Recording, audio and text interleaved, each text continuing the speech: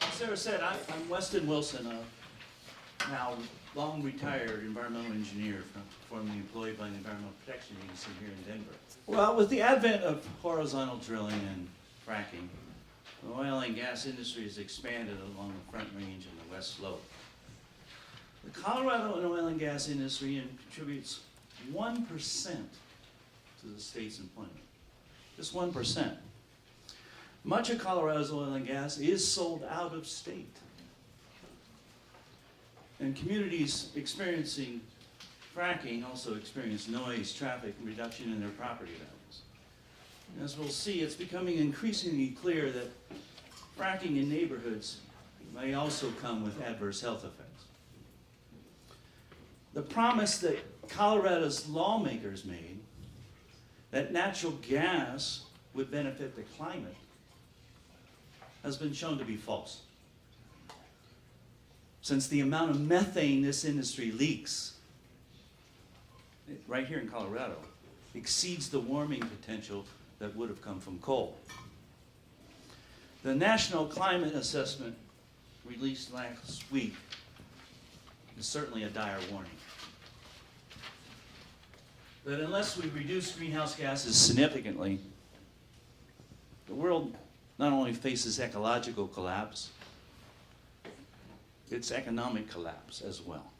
So let's take a closer look at these health risk issues and the social stresses due to fracking here in Colorado. We have today 4 experts. Let me introduce them one at a time. Dr. Lisa McKenzie is Associate Research Professor at CU's Anshutz Medical Center. Dr. McKenzie's research displays how exposures with the unconventional oil and gas development affect public health. Her studies are among the first to risk assessments and epidemiological analysis to be published in peer-reviewed journals, including Environmental Science and Technology and the prestigious Journal of Science on the Total Environment. Her key research showed increases in birth defects and cancers for Colorado residents living near fracking operations. Dr. McKenzie? Thank you, Wes, and thank you, Sarah, for inviting me to be here today. I'm really happy to be talking to you all about this. If I could have the next slide, please. So I'm going to frame what I'm talking about around what you see at the top there, hazard, exposure, and going on to health. And I'm going to start talking about the hazards that we know exist with oil and gas development. And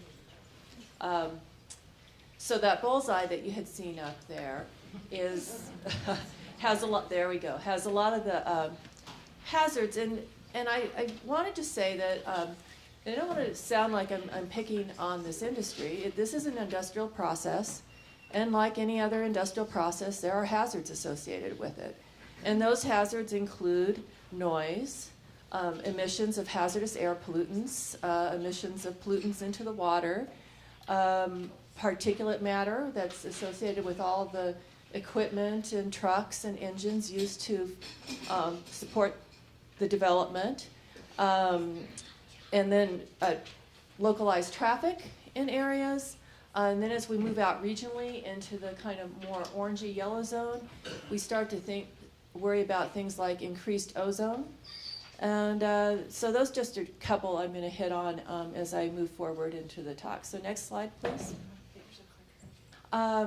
So I think we're at the point with the scientific evidence now is there have been numerous studies that have shown that the well pads themselves and the compressor stations and waste injection sites are emitting hazardous air pollutants. I don't think that is being debated anymore. It was at one point. And that these emissions are making substantial contributions to ground level ozone at a regional level. I think there's also a growing body of studies that are indicating that flowback and produced water contain toxic chemicals, and that those can contaminate groundwater and surface water under certain conditions. It's mainly through spills or problems with well casings.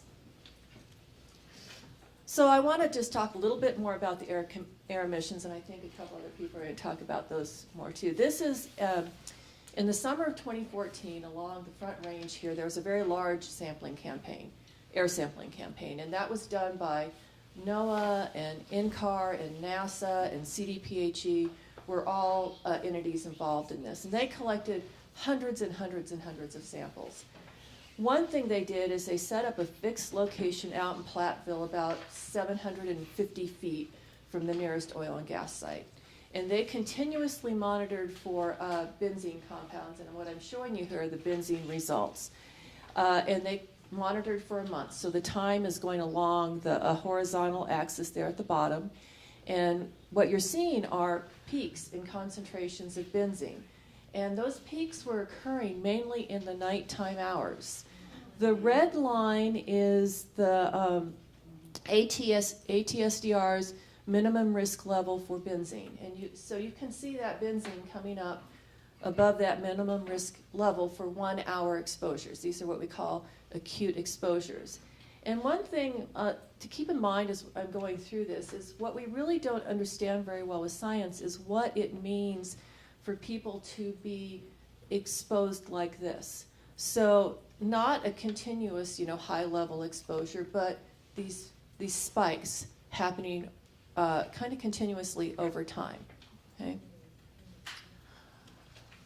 Okay, this is a graph showing you some noise, results of some noise measurements. So these were done at a site in Greeley of a 22 well pad that was being developed, and we continuously measured noise at that site. And what we found, and at the end of this, there's a bibliography for anyone that wants to look up the studies. What we found there was that noise was above levels that can affect cardiovascular health and disturb sleep most of the time, night and day. And that was both audible noise, what we can hear, and vibrational noise. That's the noise you feel coming through the ground. And we've had a lot of people complain about this vibrational noise around the sites. And then, of course, we did another study where, and this shouldn't be a surprise, this is an industrial process and it's not perfect. So there can be accidents that happen, and they do happen occasionally, and sometimes they have very severe consequences, as we've seen in the news. So those are kind of going through what the hazards are, and then that there's a potential for people to be exposed to those hazards. So that led us into our risk assessments, and this is the result of our latest risk assessment. And these are the risks for those short-term exposures to high concentrations of chemicals. And what I'm showing you on the vertical axis is different distances that samples were taken from oil and gas facilities. And along the horizontal axis is something called the hazard quotient. And if it's above 1, if the hazard quotient is above 1, we assume that a risk could occur. If it's below 1, we assume that a risk is not likely to occur. I can explain more about that to you later. But what we found was for samples that were collected within 500 feet of oil and gas facilities, those hazard indices went above 1. Okay. They started to approach 1 at around 1,000 feet, but and then further away they were less than 1. So this is just showing us that near the risk is really highest for those that are living closest. Okay, and then the same study looking at the cancer risks. Once again, on the vertical axis is different distances from oil and gas facilities. And then the cancer risk is on the horizontal axis. And cancer risks are usually expressed in terms of how many more people would get a cancer, how many more people out of 1 million would get a cancer if exposed to the chemicals at the site that we would predict. So I don't want to sound certain that they would get a cancer. This is a prediction. Okay. And EPA's de minimis risk is 1 in 1 million people. So if it's below 1 in 1 million, EPA doesn't do much about it. If it's above 100 in 1 million, that's kind of their upper threshold, and in between there's kind of a gray area where it's kind of up to the communities and a bunch of people to sort it out. So to take the takeaway from this slide is that at that 500-foot distance, the cancer risk was 8 times the upper threshold at 830 per a million. Okay. And you can see that at the distances, and I'm sorry these are all in meters, but at distances starting around 1,000 feet again, we have a 2,000 feet, a cancer risk approaching that upper threshold of 100 in a million. And just to point out to you on the slide there at the bottom, I know that you're all aware that the Colorado Department of Public Health and Environment did a risk assessment, which they have published now. It's available in the published literature. I pointed out where their cancer risk range was. We used some samples that they did not use in their risk assessment. That's one of the biggest reasons for the difference. And the other reason for the difference is we used a California method for our risk assessment, which accounts for risk to young children and prenatal risk that is not incorporated into the EPA methodology. Okay, so I want to take you to, this is just going to be very brief. I think we're getting increasingly, the epidemiological studies are indicating that with increased proximity to oil and gas development, there's increased risk for several adverse health outcomes. And these include congenital heart defects, low birth weights and preterm births, asthma, childhood leukemia, nasal sinus irritations, possibly fetal deaths, and depression and sleep disorders. And one reason why you're seeing these particular health outcomes out here is these are health outcomes that we have state registries that we can go into and basically mine data, right? It's already been collected. We don't have to collect this data, and that's why that's where most of the research is right now. And these are some of the earlier studies that were talking about documenting people's complaints around oil and gas development, some of the earlier risk assessments, and the cardiology and neurological hospitalizations were using some hospital registry data out east. So finally, I'm going to, the last study I'm going to talk about, I can't talk about quite yet. You'll probably see a press release come out on this next week. This paper's just been accepted for publication on Tuesday of this week. And so this was a small pilot study we did here in northeastern Colorado, where we measured indicators of cardiovascular disease. And what we saw was in a small study of 97 people, we saw that there might be a relationship between these indicators of cardiovascular disease and the level of oil and gas activity around the person's home. So we saw higher blood pressures and higher augmentation index, which is a measure of the stiffness of your arteries. Okay. We also saw possibly some increases of measure of inflammation in blood, but those were less certain. So to take you back to kind of what I think is important for policy around this as a scientist is thinking about this idea of hazard, exposure, and vulnerable populations, because these are the things that need to come together for there to be a health risk or a health effect. So as you think about policy, I would encourage you to think about what can you do to reduce hazard? What can you do to reduce exposure, that pathway between exposure and hazard, and then particularly think about the vulnerable populations that are living around this. So thinking about the age of the populations and their social economic status. Is this impacting some disadvantaged populations more than others? And so these slides can be available, and just wanted to show you the bibliography that supports what I just told you. Thank you.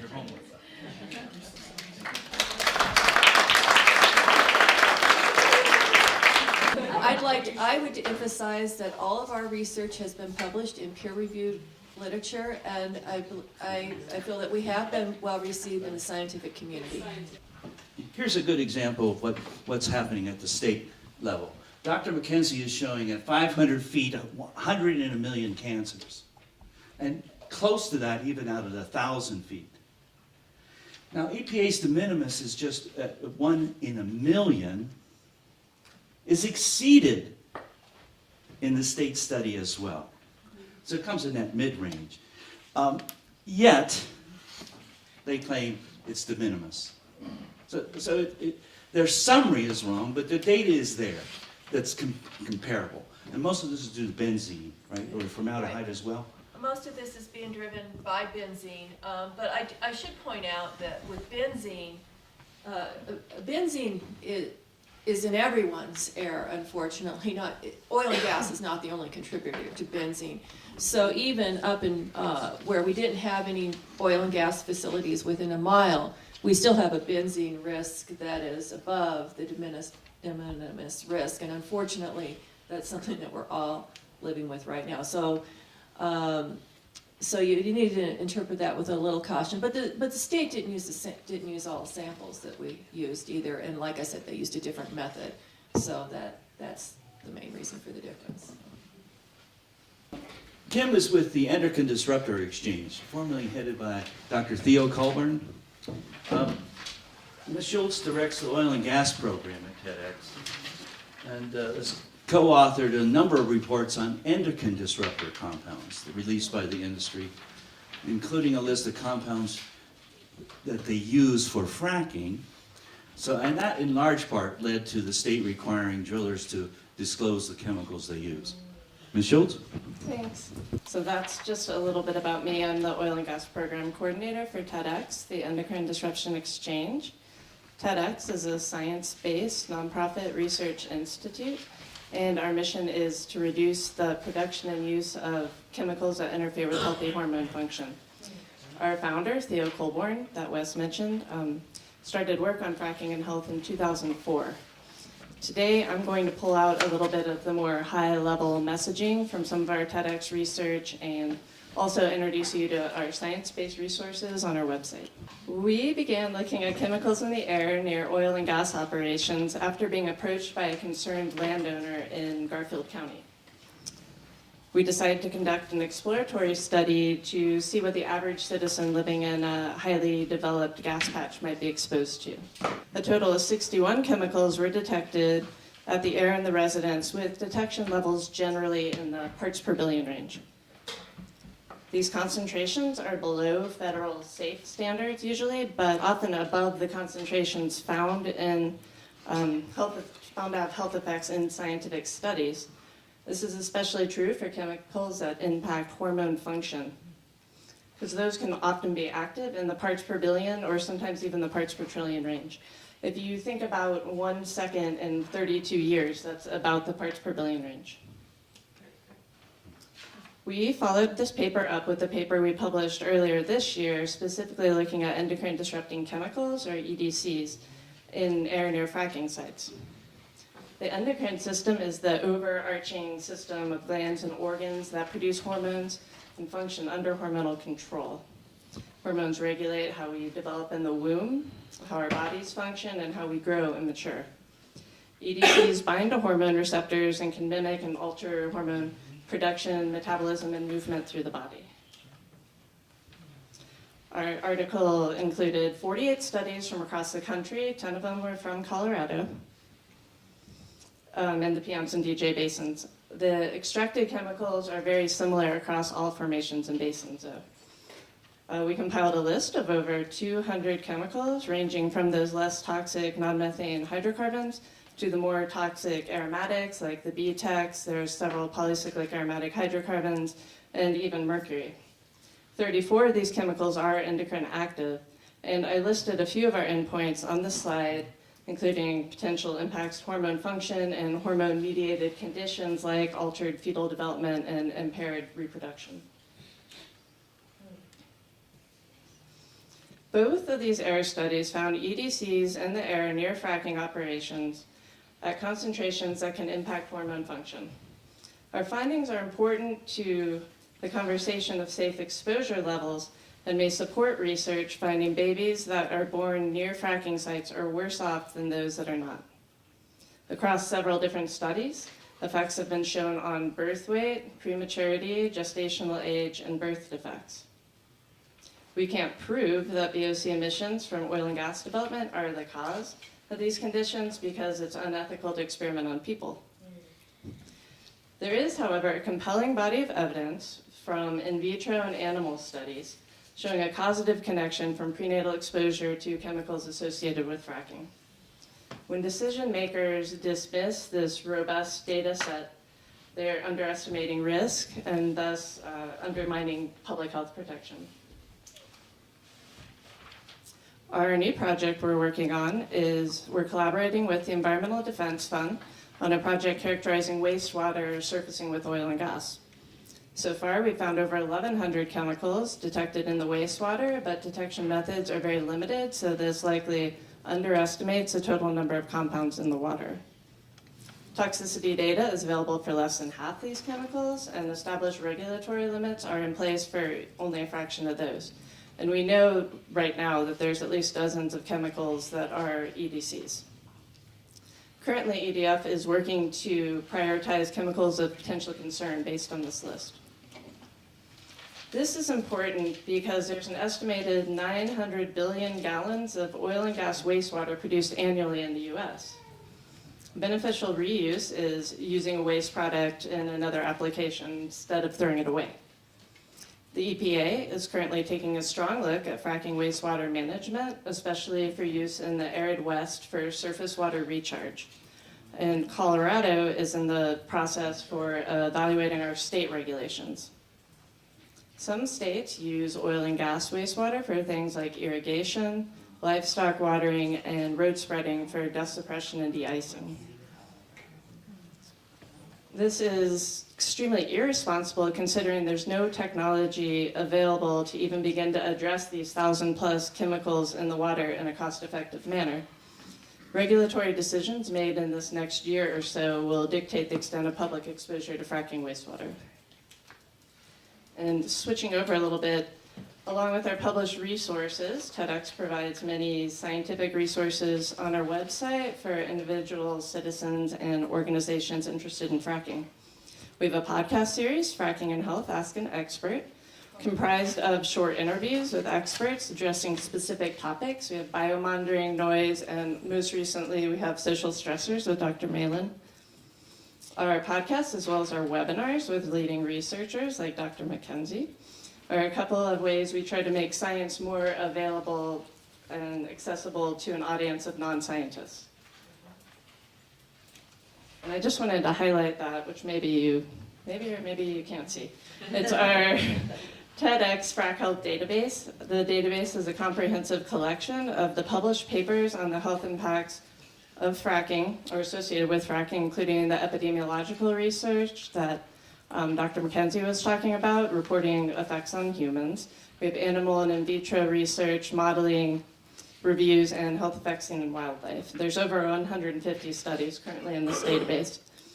And people seem to really like it and have access to the science. We've used a lot of filters so you can easily find what you're looking for by health effect, by formation, stuff like that.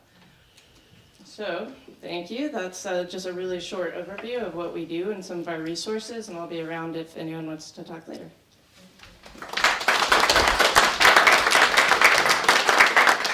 Okay, and let's take a couple questions. When I'm talking with people from the industry about oil and gas and a lot of these studies, and Dr. McKenzie's studies and others, they want to attack studies as non-peer reviewed when they can. And I like to point out that they have no peer-reviewed studies showing this is safe, certainly, but can you, just to help us kind of defend our position and talk about this, mention what studies have been peer-reviewed for either the endocrinology disruption or anything else that you guys are talking about, even if it's just quantifying that it's most or none yet or whatever the situation is? So all these 150 studies have been peer-reviewed. And our research has, except for the wastewater, we're going to be publishing on that this year, or in 2019. So when you submit an article to a peer-reviewed journal, it undergoes peer review from people, other scientists in your field to check for everything from, accuracy to how you evaluate your data to your results. I mean, it's reviewed by experts, usually at least 3, and then the journal editors, and that's before it can get published. So it's actually a pretty lengthy process. This is why it takes some time to get things published. Those reviews are anonymous. You don't know who is reviewing your work. And there are most often there are comments on your work that you must respond to and return back to the journal, and that those must be done to the satisfaction of those reviewers. And so this all in that process in some cases goes back and forth a couple times. So this is what peer review is, and the journals that you're seeing up here are reputable peer-reviewed journals and well-respected in the field. So sometimes when I'm having debates, as I sometimes do, I will bring up the scientific studies, and I love citing you guys. Thank you so much for the work that you do. But they find criticism with everything. They say, oh, this one's too small of a sample size, or this one. And I'll say, well, where are your studies that show that this is safe?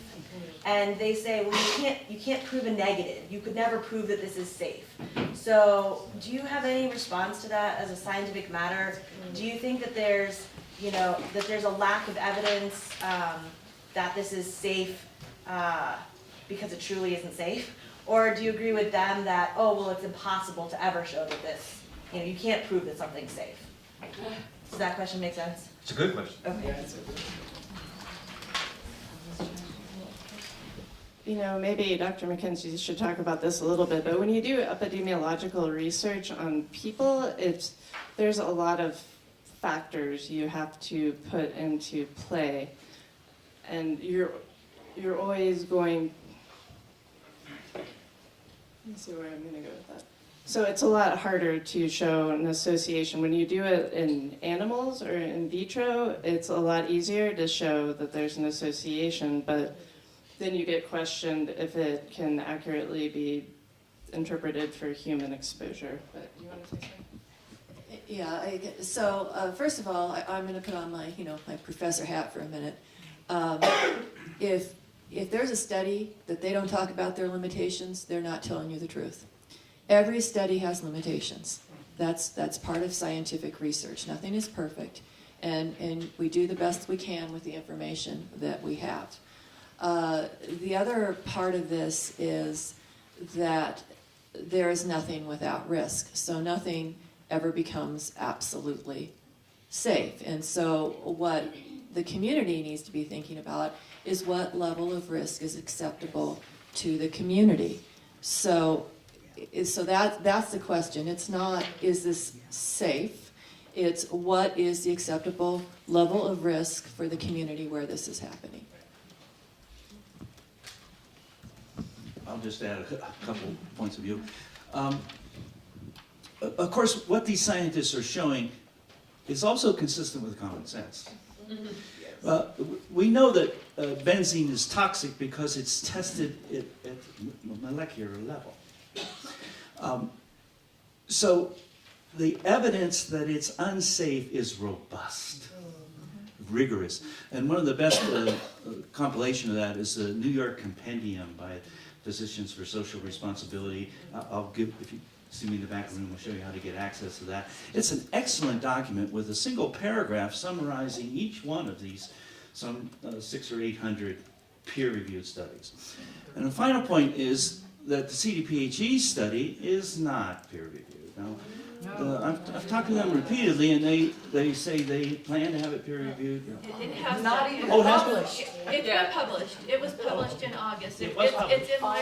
It's in my bibliography, but the presentation of the results is a little different in the published version than it was in the original that you saw. I know it's published, but was it peer? Was it It was in? peer-reviewed. Oh, okay, I didn't. Wasn't aware. Thanks. What was the name of that particular study? It's the McMillan is the lead Tammy author. McMillan. Tammy McMillan, State Done by Epidemiologist. OG, right? Yeah, and Colorado Department of Health. Okay, let's go on. One more question.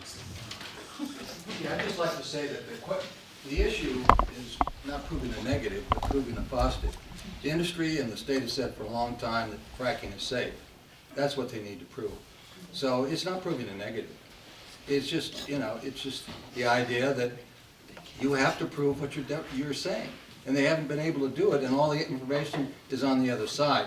So that is a false question. It's misleading. The issue, is it safe? That's what they claim.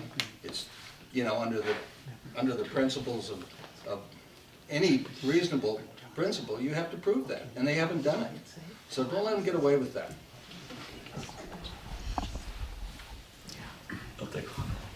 I just want to make a comment because I think it's really important when we talk about safe and safety is what does that actually mean? That needs to be a defined term. In pipeline safety, for example, they like to say that pipelines are 99% safe. And the public tends to accept that, except, well, when you ask them what is the definition of safety, well, that means bodily harm or fatalities. Has nothing to do with environmental damage, has nothing to do with slow poisonings. So I think it's important for everyone when we talk about safe and safety, that needs to be a defined term. And as far as I know, that is not a defined term right now. And that's necessary in order to get to a risk tolerance level. How are we going to define that? Well, Dr. McKenzie's work is attempting to do that. You saw that sliding level there, and it gives you this confusion. At what point do you accept it's safe? 1 in a million or 100 in a million? Risk of cancer. So they're starting to define it, but they're not picking an exact number. In contrast, we do have an exact number for ozone concentration on the Front Range at 70 parts per billion being unsafe. And studies from NOAA have shown that this industry alone is contributing 17% of that number. In other words, if we had an ambient standard of 70 parts per billion, that would be as low as 58 without this industry on the Front Range. So we do have some standards there with respect to toxic emissions from the industry. Welcome to Professor Stephanie Malin. So she's an associate professor of sociology at CSU. She focuses on environmental and social justice effects of market-based economies. She's currently working with Dr. McKenzie on a study of health and stress impacts of residents living near oil and gas. Welcome, Thank you. Professor Malin. And thank you for having me here. I'm very excited to be here. I don't know if I need can you all hear me without a microphone? You like me to use the microphone? I talk with my hands a lot, so this could get a little I'll try to keep my hand as still as possible. So just to give you a little more background on what I'm studying exactly what you guys are asking about here, right? This interaction between our social institutions, the regulatory institutions, the state health agencies, all of those sorts of things that we're talking about, as well as our social lives, right? How we live and organize ourselves on the daily, and how that interacts with our biophysical environment, specifically the ways our economic and political systems use our biophysical environment. So I study that kind of nexus of issues. I study how environmental bads like contaminants and toxicants are spread around or distributed around populations of people, who's exposed to what. And there's hundreds of studies that show, and I can share this with y'all afterwards, but that show that in the United States and globally, it's typically marginalized, low income, or communities of color that are exposed most often to bads from industrial systems. But I also study the goods, right? Amenities, bike paths, public transit, all the things that we come to Colorado for, right? Typically, as how that's distributed in society. But I also look at who decides, right? Procedural equity in terms of environmental justice. Who has a seat at the table to actually participate in making decisions about how we use our land, how we use our water, how far setbacks should be, all of those sorts of things. And what does this mean for sustainability? So just a little background on what environmental sociology does, because a lot of people have no idea what sociology does, because we don't do a good job of advertising that as much as we should. So just to give us a little overview, you all are very, very aware of this, you live it, but just to encapsulate what is going on in Colorado, there's a lot of social stress around technologies like hydraulic fracturing and the full kind of suite of technologies used in unconventional oil and gas production. People are very concerned about the long-term and the short-term effects, as you know, But this is really leading to divided communities. People within communities that support the industry has very much benefited from a divide and conquer approach, especially using employment as leverage to create and exacerbate this division within communities. And it relates to land use conflicts, right? Who gets to decide and who has the power in the situation. There's also contested governance, as you know. That's just a fancy way of saying we're still struggling over who gets that seat at the table, right? Who gets to zone and regulate oil and gas production in the state. And of course, this is a big debate over state control or local control in a home rule state, right? So that just kind of gives us a sense of what's going on in terms of the social context, but you all know this, right? Like I said, you live this.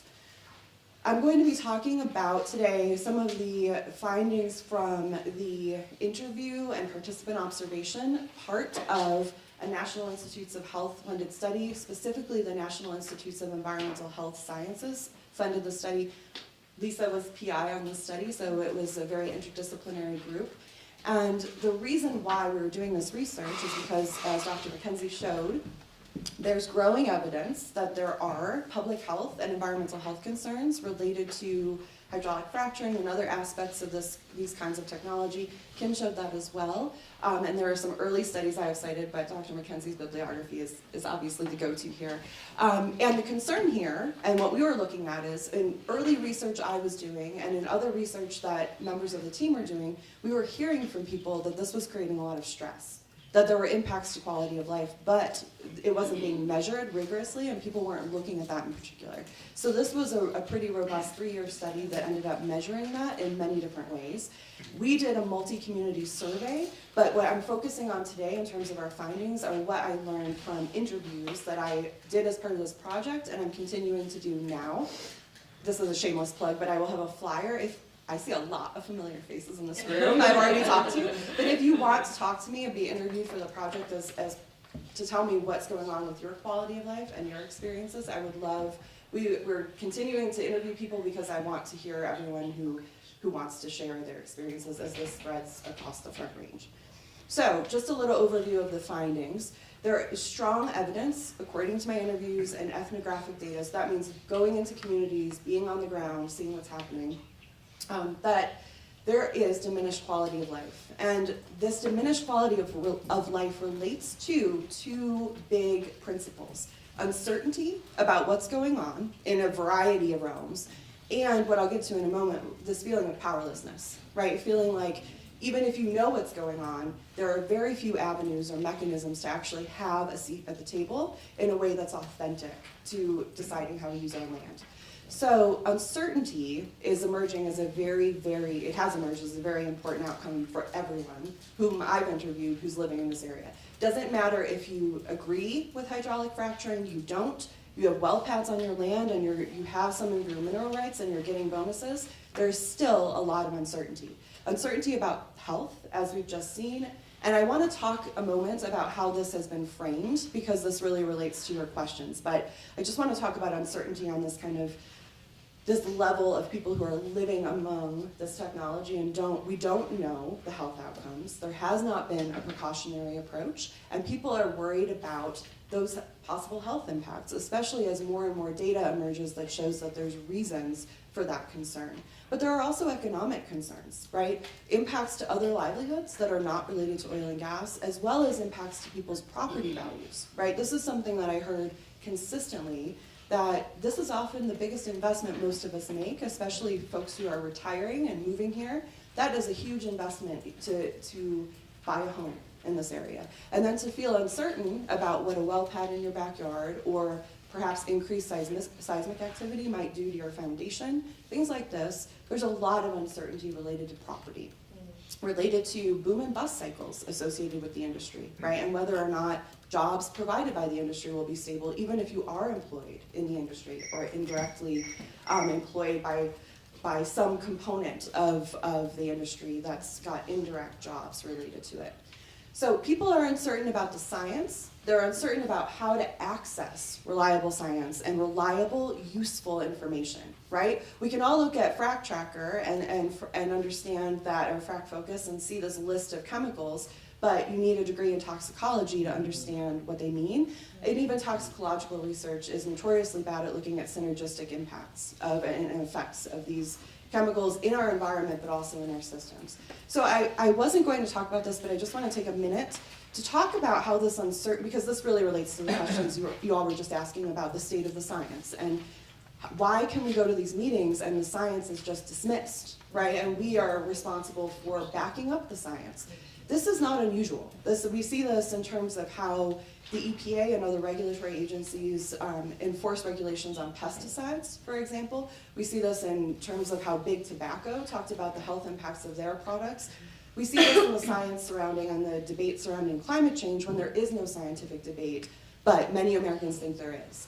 Because since the 1980s, there's been a move from having the burden of proof on operators, on firms, right, and having the EPA and other regulatory agencies oversee that behavior, and have agencies and institutions trying to push firms and operators to show that their product is safe or their activity is safe.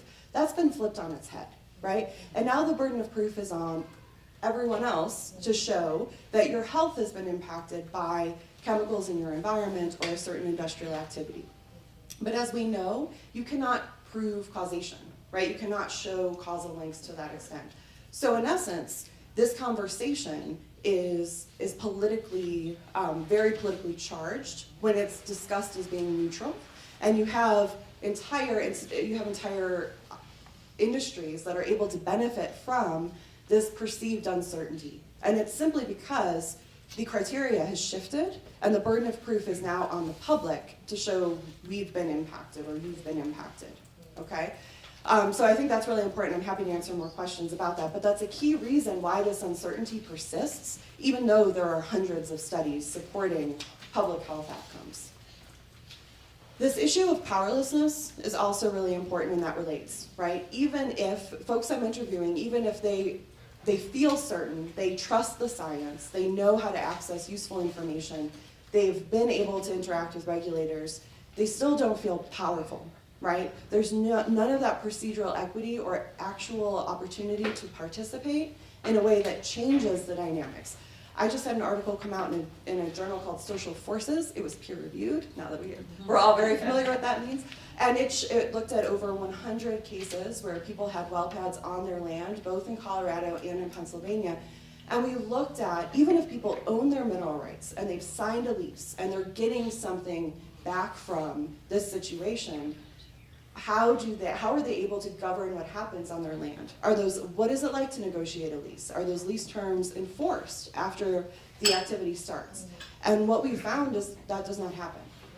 Even when you have the most power a member of the public could have, and you are having those operations on your land, lease terms are not clear, the negotiation processes are messy, and the industry is able to not enforce lease terms. Not all operators, we have many operators, some local operators are better at doing this than others, so I want to say there's variability, especially across states, but the very strong emergent finding here, right, is that people do not feel as if they're able to trust the terms or have power, even when they're negotiating a lease with the industry and they own some of those minerals, right, which we all know gives you a little more leverage. So this is a very important outcome because it shows that people are having a hard time realizing procedural equity, right? And that again means taking part in the process, being able to decide from point A to point Z where these operators locate and how that affects public and environmental health. So this has been a big issue, and it's led to distrust in multiple institutions. And the way we're talking about that is that the industry has meta power, right? Meaning power over the rules of the game across the board. And I also have an article in The Conversation about this as well, how that was used to really prop up Proposition 112, right, voting against it. This idea that the industry was able to spend so much more money compared to groups that were supporting Proposition 112, and it's just one example of this kind of structural and financial power that the industry has. But it permeates all aspects of interaction with the public.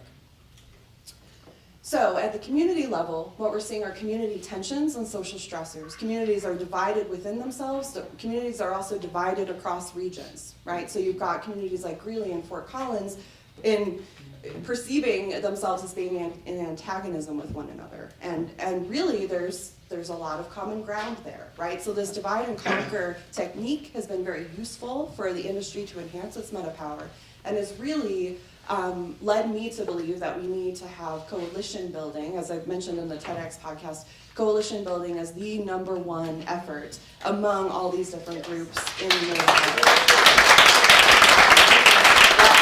sounds like maybe I'm onto something there. This may be right.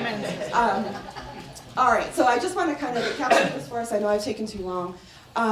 We're seeing diminished quality of life in these two specific areas: uncertainty because of loss of control over daily life and powerlessness. And then again, not uncertainty because of that, but uncertainty related to the lack of useful information and this burden of proof that's put on members of the public rather than institutions or operators. Uncertainty related to health, property values, safety, impacts to family, impacts to our daily lives. And in a very plain way of saying this, people are stressed and they don't have a seat at the table. I just wanted to share some pictures here that I've taken and that were this is from a flyover that I was able to do with a nonprofit called Lighthawk that provides they have retired pilots that provide flights to conservation scientists and social scientists. This is the view of what's behind a sound wall in Weld County and this got cut off, but if you look at the top edge of the picture, you see that road there cutting off the top left-hand part. There are homes right across that road, of course, and this is what's behind the wall and what we can't always see. And this I've taken, but these other pictures are from Photo Voice. Some of you may recognize this, but near Triple Creek. This is from one of our participants who took pictures as things were changing in her backyard and her environment. This is part of my study that's called Photo Voice, where you have people who are embedded in these communities, seeing these changes, recording it visually, and providing narratives. And this just shows how, amidst uncertainty, this is becoming the new normal. And this is how people are talking about this. The brown cloud that we all drove through, all of the uncertainty are becoming part of the new normal. Accidents and leaks in your neighborhoods, along your streets. This is a produced water leak that one of our participants sent in pictures of. This is right in front of her home. And this, of course, was during the 2013 floods. And the fact that flooding like that may become more common with climate change, and we have many oil and gas bits of infrastructure, right, that were affected and could continue to be affected. So thank you all. I'm happy to answer some questions now and then at the end.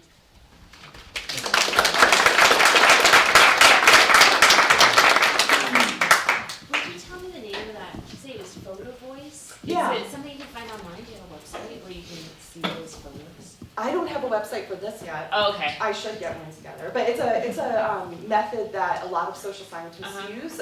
Shannon Bella's used it a lot in coal country. So Appalachian groups that have mobilized against coal mining. She has a wonderful website with the coal pictures. I just haven't had enough time to get Really that powerful. They are, and most of them are, again, not taken by me, but taken by folks who participated and were willing to spend their time, and that's been incredibly useful. If anyone here would want to participate in that aspect as well, I can't capture everything, right? So this is really the way to crowdsource that kind of information and have information like that about what is going on in people's backyards, for sure. And I will get my act together and hopefully have something that's publicly accessible sometimes. I need to clone myself. Right. And Stephanie, I know from the work you did in Greeley interviewing people, I just think about all the interviews you couldn't get because people were afraid to talk. They were undocumented. And that's what's so heartbreaking about this. You know, remember, we would try to set them up and people would be scared to talk. And, you know, it's so just wrong and immoral. I agree. Teresa has participated and she tried to help connect me with, for example, if we look at Bella Romero as a very distinct site of environmental racism and environmental injustice in particular, that's a population of people that I really would have liked to learn from because they're marginalized in multiple intersecting ways, as we know. And that's been really used in this situation, I would argue. But given vulnerability that people feel because of documentation issues. I just haven't been able to hear those stories, right? So you have to assume a lot about what's going on and hear secondhand, but that's another layer of this kind of disempowerment that's really important to capture, and I haven't been able to yet. Thanks, Teresa. Go ahead and take. Regarding uncertainty, I'm of the opinion that the sound walls, which keep people from, well, it's supposed to protect us from the noise from the plant. Right. But I'm of the opinion that sound walls probably are of greater benefit to the operator than they are to the surrounding neighborhood. I would agree. It's a contributor to their social license to operate, right? Because it's seen as being considerate for the neighborhoods around you. But as this picture shows, there's a lot going on behind those sound walls that then, I would say, it just enhances uncertainty, exactly as you're saying, Noel, right? It gives this illusion of being socially responsive on the part of the operators, but it doesn't allow for transparency in terms of what's going on. And even if nothing like this is going on behind that sound wall, it enhances this sense of not really trusting what's going on the part of members of the public who are living around it. Even in areas that have not yet been fracked, say the permits have not been approved, have you studied the levels of anxiety for people who are waiting for that moment? Yes, or trying to avoid it? Yeah, that's a terrific question, very perceptive. People we interviewed were either living near or living near proposed sites, and I've actually, Lisa and I have talked to a bunch of PTA groups and others who've invited us down near areas where there are just proposed or permitted sites.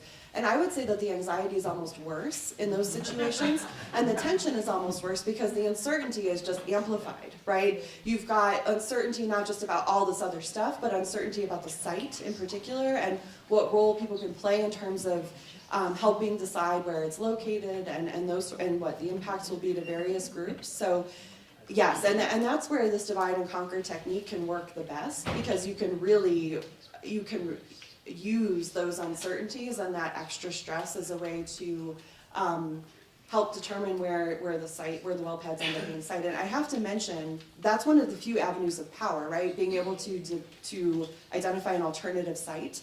And this is one of the things you can do as a community group, right? You can say, I have a memorandum of understanding with this operator, or I can possibly find an alternative site that's appropriate. And that's NIMBYism, right? Not in my backyard. Not that people are wanting to do this, but it encourages that behavior. So you can take that stress and manipulate groups of people into moving well pads to less powerful, more marginalized areas of your community, which is what happened with Bella Romero, for example. Now let me introduce Laurie Anderson. Like me, she's another nerdy engineer. We put this stuff into practice. And she's a member of the Broomfield Health and Safety First. Laurie focuses on spills, toxic air emissions, and risks to community water supply from oil and gas activities in her community. And she worked to help pass Broomfield 301 initiative that obligates drillers to assure development, protect public health, safety, and welfare. That measure is very similar to the state's court ruling in the pivotal Martinez case. Laurie? Thank you. I want to start by saying that Broomfield is not perfect. We have a long ways to go still, but I want to use that as a case study and then talk about the overall picture of how we keep moving this forward. And so we found out in 2016, that summer, that Extraction Oil and Gas planned to drill in Broomfield. And then I started doing research like many others. There were people in Wildgrass getting mineral leases and people on the ranch that have the time and knowledge and ability to review this. Retired oil and gas workers, and we did research, and we realized this isn't right. And we went to the city, and we went to the state, and we just kept getting finger pointing. The city told us to go to the state couldn't do anything. So, and now it's our chance to take this research that all of these individuals do and start to use it. So we did we talked before our city, and I guess we call it loading the record. You continue to put all of your information in there. Show them all of your concerns. We went to the point of 301 was the ballot initiative that we passed. That said oil and gas permits must be written such that they do not have any adverse impacts. And despite that being on the ballot, and despite a new election coming up, we ended up with a signed operator agreement. So we still have 84 wells coming into Broomfield and 40 just north on the Coyote pad. But in that whole process, We also had a task force who did a lot of research, and the end results, it was still a compromise, but a lot of good data came out of that. And then as this operator agreement went forward, it required a risk analysis. That was really, really important. And extraction did not, there was a risk analysis in the comprehensive drilling plan. And then extraction said, well, that's not a risk analysis, when we pointed out that it showed a cumulative risk of 57% of a severe incident. So someone challenged myself and another resident in Anthem Ranch, Pat Talbot, to do our own risk analysis and present it to the city. So we went ahead and based on all this research that we've done in the past, and started to pull together what all the risks are. Not just the risks that were included in that comprehensive drilling plan, but we went further and found more risks, and we found creative ways to find data off the National Safe Transit Authority and the data that's put forward for health effects and data off the COGCC website. And so we did that of our own accord, showing that even though extraction said that that was not their risk analysis and they hadn't did one, so we showed that you could do one. And despite all of that, the city still went forward and approved a plan with the operator, the comprehensive drilling plan, that didn't address the risk, and they say they're going to talk about the risk. So the city's still working on that piece after the fact. So we still have, it's not perfect, we still have a long ways to go. But as part of that whole effort, we also have a couple of lawsuits going in Broomfield. One of them specifically on health and safety, it's residents' rights and Wild Earth Guardians. To state that, we have not upheld 301, we have not protected health and safety, among other things. And this whole process can be duplicated in other communities. So that's where the community organizing comes into place and finding the key people. There are amazing people in Broomfield, there's amazing people in all communities, and you find all those people who are willing to, the ones that are willing to research. We have some amazing people that go to all the Broomfield City Council meetings and sit there for hours and listen and report back on it and make that available to the community.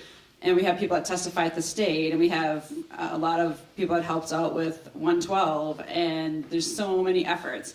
And I think that Stephanie pointed out a big point here, is that we need to start like a networking and doing this across different groups, which we have been making progress there, and we need to continue that, and connecting with other groups and sharing those abilities to pull the best research together and to show what worked in certain communities and how you can do a risk analysis. And Natasha here from Citizens for a Healthy Community, she showed us their economic analysis, and we have not done justice to that in Broomfield, but there's another piece there that we looked at health and safety risks. We didn't even begin to touch on the economic pieces, but that's where as we all come together and work unified, and everyone focuses on the part that they feel most passionate about or what they think is powerful, because some people have just said it's not worth my time going to the state.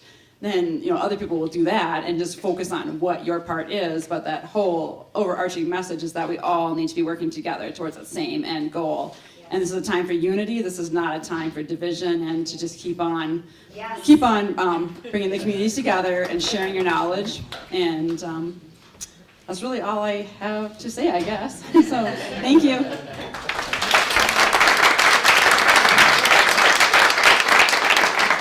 Yeah, let's take a few. So, Laurie, one of the things that I love about you and the work that you do and your organizations is that you guys are pretty explicitly multi-partisan. As Stephanie was mentioning, that they love to break us down among different lines, and one of those lines is on the red, blue, Republican, Democrat, and you guys have consciously, avoided and resisted that. And can you talk a little bit more about, that's just one type of division that I feel like your groups have been very successful at bridging, and how you go about that? Sure, I will go back to the first group that I started was Broomfield Clean Air and Water. And it's probably one of the more aggressive groups. They have gone after, they were one of the ones to start the legal aspects and to bring, it was the opinion of Randall Weiner, he wrote that document, working with Broomfield Clean Air and Water, and a couple of the attorneys, I'm sure, and put that forward that the Martinez case really was upheld. And all of these things came out of a group that was founded by Republicans. And I think that's very, very important to note. And I still am a registered Republican. I still believe in a lot of the Republican Party. It's been a few tough years here I think that the Republicans that have been elected do not represent, it's changed. It's not the same party that it used to be, but yes, it should be a non-political issue. It should be about health and safety and protecting communities, and very important. So this is the same question I had, so it kind of applies to both the last two speakers. So I've been involved in different levels of activism in my life, criminal justice reform, Black Lives Matter, and now, environmentalism on a more serious level. And the more I get involved, the more I find, and yes, should not be partisan, but a lot of the left, we have a hard time getting along. And,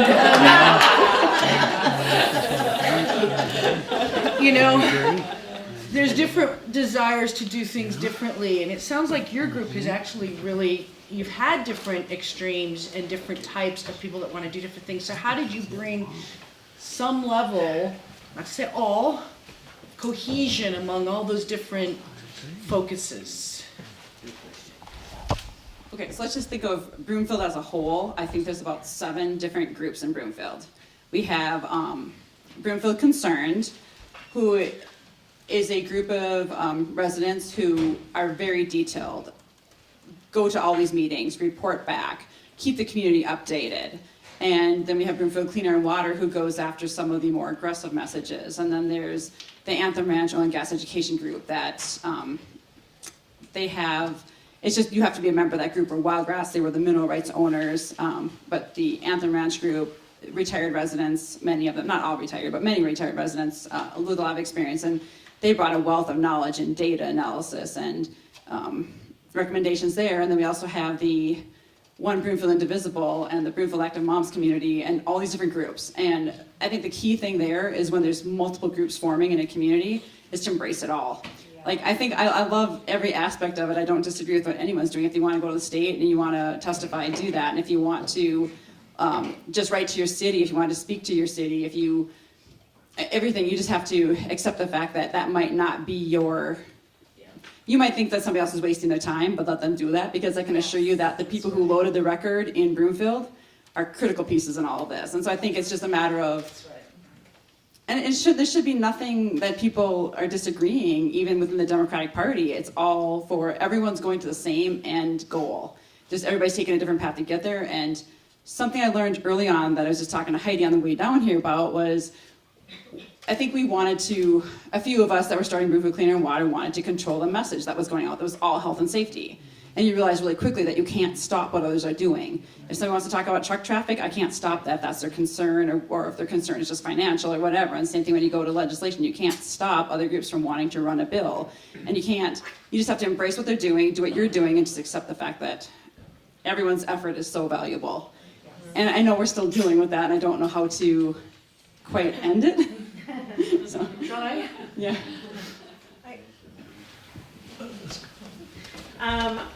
So along those same lines, we know that, I spoke with Eric Rutherford back in January, and he really wanted to already get on board with 112 before it was called 112. And I had to kind of strategically tell him, don't do it, because your Republicans are going to primary you with an oil and gas person. And really, we kind of helped set the stage for Eric Rutherford as a Republican, the only Republican to endorse 112. And a big part of that was Democrats, and myself included, I was unaffiliated, supporting him, because once he endorsed 112, his entire Republican Party dismissed him, treated him like he was less than nothing. He funded his own campaign. But I think it's very important for him to still stay involved. So he still emails me and says, how do I stay involved, even though he lost to Matt Gray? And I think it's very important, to have even more Republicans involved. And I've appreciated your advocacy at the Capitol and saying that I'm a Republican. So I think there's a huge narrative and a huge strength on that side as well to elevate health and safety over this money component, because really that's where we're at, right? We're valuing money, and we're valuing temporary jobs over our health and safety? How do we continue this strong presence? Eric does have a strong presence. I mean, he made an oil and gas guy stand up in the middle of a city council meeting, right? So how do we keep this message strong in both sides, do you think? I want to tell you also that I got a call from Eric the night that he let them know that he supported 112. And I had never met him, I didn't know him, and we talked for a long time that night because that was a tough night for him.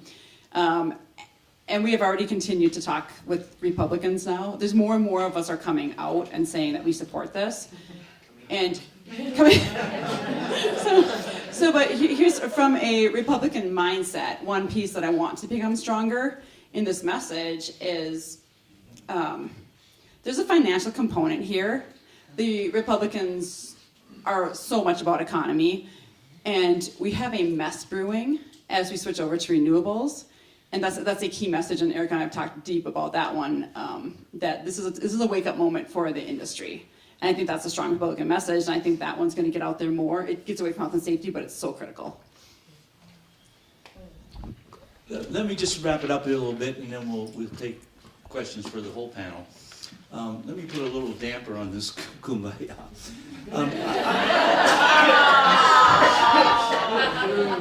I think the governor-elect is wrong. His vision is to make this industry less harmful. His vision is that it's compatible to have drilling and public safety. That's not conceivable. That's not what has happened. You agree, I think you all would agree, it's indisputable the oil and gas industry causes fires and explosions and thousands of toxic spills. And since 2010, this robust science demonstrates emissions from fracking can increase birth defects, cancer, and ozone-induced heart attacks. And that's when we have the strongest regulations in the nation. The natural gas industry releases so much heat-trapping methane that it harms climate stability more than coal. And that's the reason there's a growing body of evidence that regulations simply are not compatible with preventing harm from the oil and gas industry. And for these reasons, there's an emerging agreement among climate and medical professionals that if humanity is to have a future, there should be a ban on fracking and an end to burning.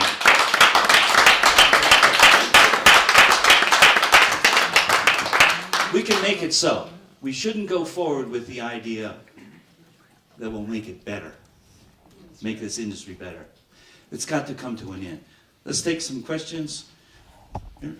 Thanks, Wes. Dr. McKenzie, Jim Ramey, thank you for being here. I wanted to ask you, and for others on the panel, what advice would you give to the incoming Colorado Department of Public Health and Environment Director, given where the research stands now and what work remains to be done to further that scientific research? Well, I don't want to presume too much here, but I would hope that the new administration coming into the Colorado Department of Public Health and Environment, that they want to work with their academic institutions in the states towards understanding what the health effects around this are, and also understanding, I disagree with Wes a little bit, where interventions can be made into the process to make this a better process, to reduce emissions, to reduce some of the hazards around this. So that's what I'd like to see. I think what I've seen at the Colorado Department of Public Health and Environment is when you work with the people just in the trenches working, everyone's very cooperative and very interested in this. It's been more at the public level that you see where there seems to be a different message that has come out in the past. So I'd like to see a little bit more unification across with that message from the department. Doug? Yeah, my question is for the three scientists. And it has to do with, a lot of our attention is drawn around fracking pads and the health problems and the sociological, the psychological sort of impacts and political impacts around fracking pads. But there are also problems with compressor stations, with storage facilities, with pipelines, and now with radioactive materials disposal. There's a proposal in northern Colorado now, legislation that was brought in the last session, will probably come in the next session, to permit, and my understanding is Waste Management largely wrote up the legislation. So do we trust Waste Management to really give us a good, safe radioactive disposal site in northern Colorado?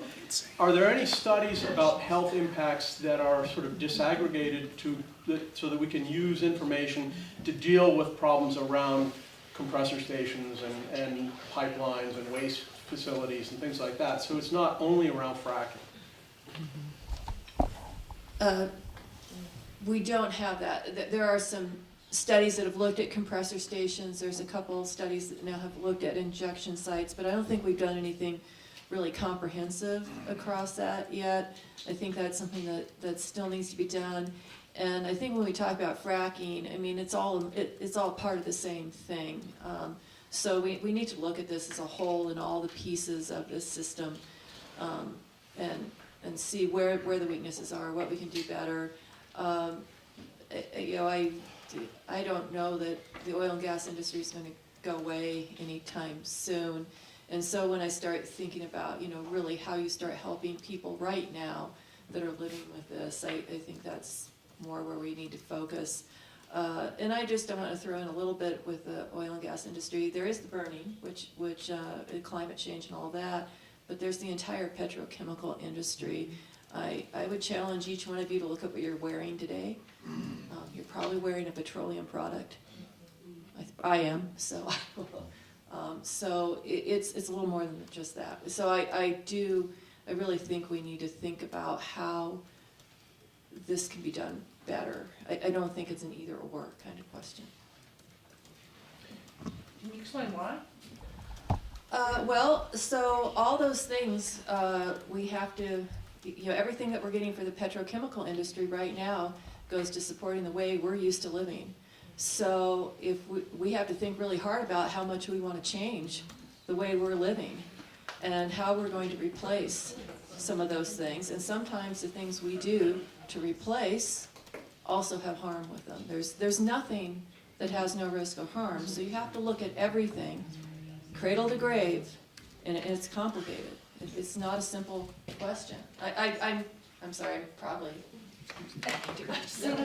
I just want to add on to that. No, I agree with that to one extent. I do want to caution, though, I teach a lot of college students, and so quickly it goes to vote with my dollar, right? Like, what can I do to buy things and be a conscientious consumer?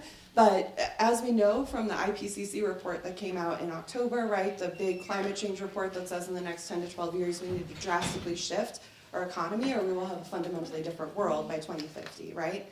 And that's not going to come from, it will come from us demanding different things, but when we look at, for example, who's using 80% of our fresh water, it's agriculture and industry, right? It's not, what we do in terms of consumers has a footprint and it's important, but what I've heard from a lot of people is, well, I can't really pick on the oil and gas industry because I'm complicit in it. Well, part of that is because we don't have options in terms of the technologies we can use, and that's where we can agitate, right?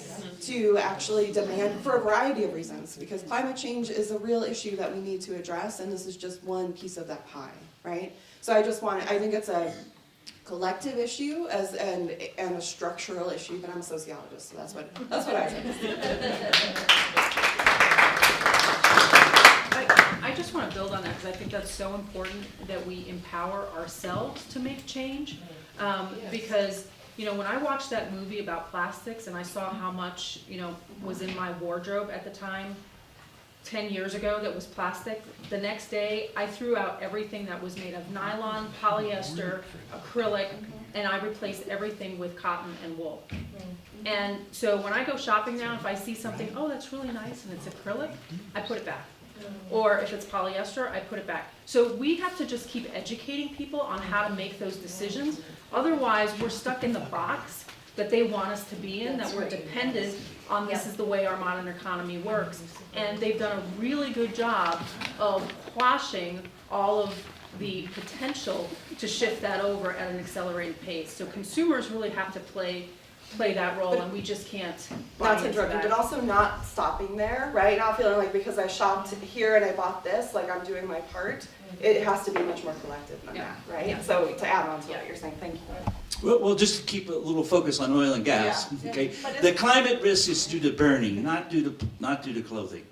The climate risk is as a result of burning fossil fuels, not converting fossil fuels to medical supplies or clothing. So we as consumers have a lot of choices there, the electric car and solar panel in particular. And we can force the government to require new homes to have solar panels. So the exciting news is that's cheaper. Those options to produce electricity are cheaper than continuing coal and oil and gas. So the emergency part of this is to deal with burning, not converting fossil fuels to clothes. And if I may throw this in while you're calling, Germany is a great example of this, where you can see this in action, where you have a drastic change at the state level driven by democratic action and cooperatives and rebuying utilities and making them publicly owned and things like that. So there are good examples of how to do this. I have a hard question for all of the panel. Hard question. Yes, I'm sorry. My name's Siobhan.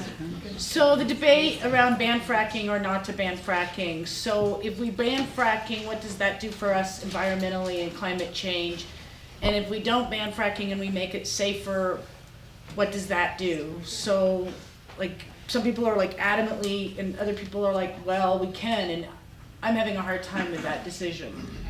Here, the idea of a carbon budget is really important, right? That we have a certain amount of carbon that we can continue to extract and burn in some capacity, and that it's getting more and more, our carbon budget is getting smaller and smaller, meaning we can extract and burn less and less and still have a predictable climate system in place, right? So I think to me that's the number one concern, is to focus on all of these industries in terms of what do they contribute to the carbon budget, and as a society, what can we afford these industries to contribute to that? We have to understand that these are economic, and they're corporations, their job is to make money for their shareholders. We understand that, but these industries also have trillions of dollars in stranded assets if we recognize that climate change is real and that we need to react and stop burning fossil fuels.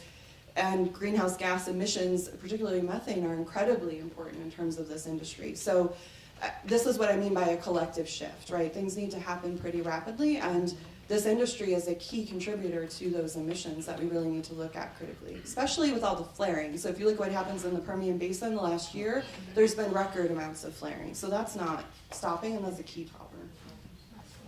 And I think, banning fracking is banning most onshore oil and gas development. And so I think hard about what that would really mean to your lives right now, and to disadvantaged people and all of that there's a lot of things that go along with an absolute ban tomorrow. That just, I would think about it really hard.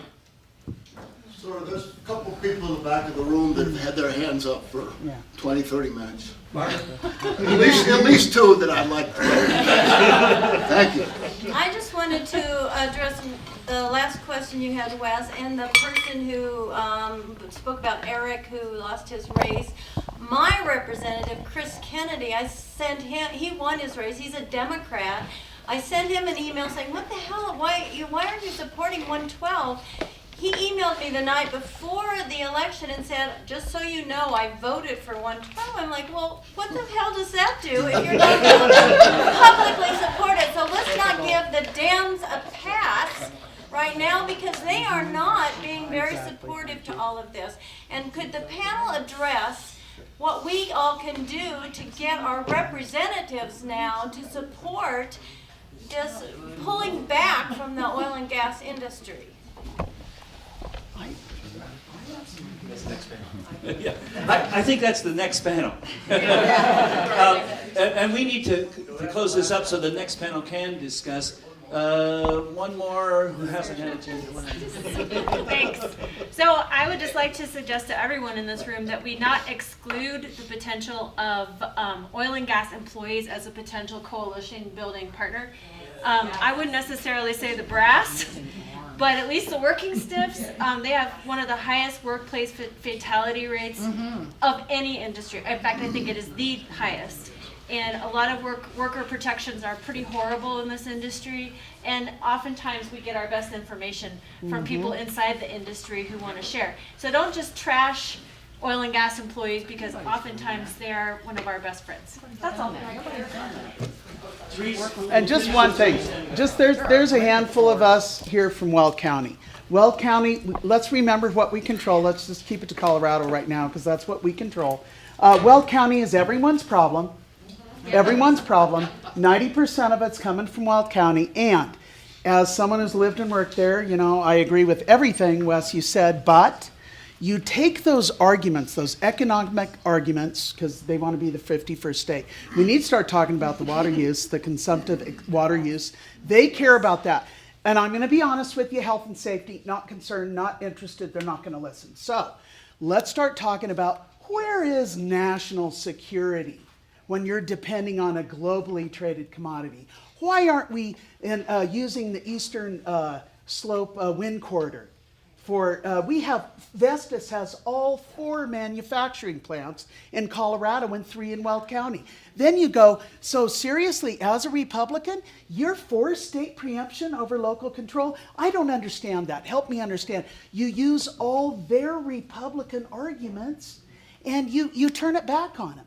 You know, so what about state preemption? Are we for that? What about good economic vitality, especially in wind farms and Vestas?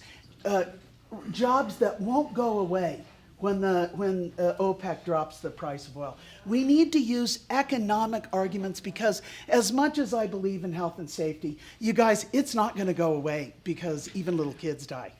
It's going to go away when economically it's not viable. So what about these orphaned wells? Why should taxpayers pick up the bill for that?